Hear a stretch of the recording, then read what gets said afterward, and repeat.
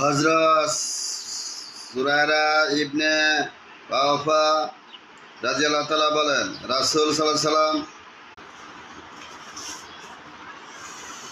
হযরত আবু হুরায়রা রাদিয়াল্লাহু তাআলা বর্ণনা করেন, রাসূল সাল্লাল্লাহু আলাইহি সাল্লাম বলেছেন, 7টি জিনিস আসার আগেই তোমরা নেক আমলের প্রতি অগ্রসর হও।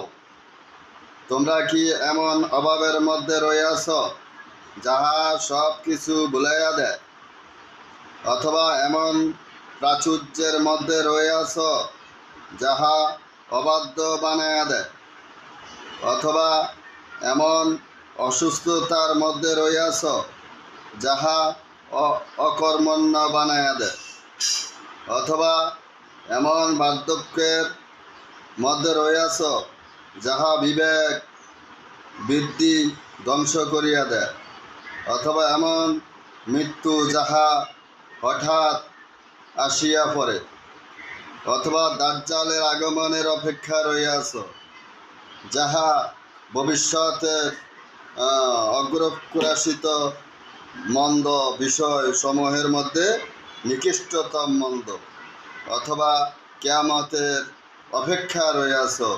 কিয়ামত অত্যন্ত কঠিন এবং অত্যন্ত তিক্ত বিষয়।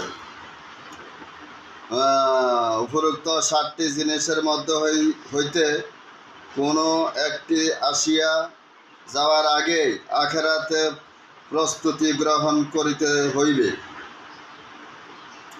উপরে উল্লেখিত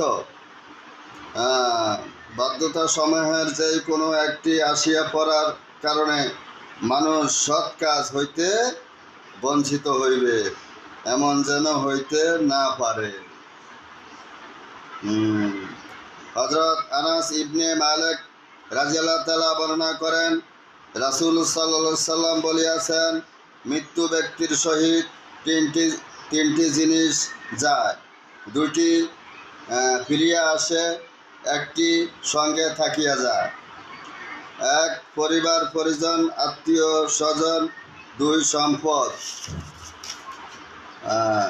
আমল সঙ্গে যায়, তারপর পরিবার পরিজন আত্মীয় স্বজন ও সম্পদ ফিরিয়া আসে, কিন্তু আমল মৃত্যু ব্যক্তির সহিত থাকিয়া যায়। আমরা সবাই শেয়ার করে দেব, এটা নিজের আমল হবে ইনশাআল্লাহ। বেশি বেশি আমল করব সবাই।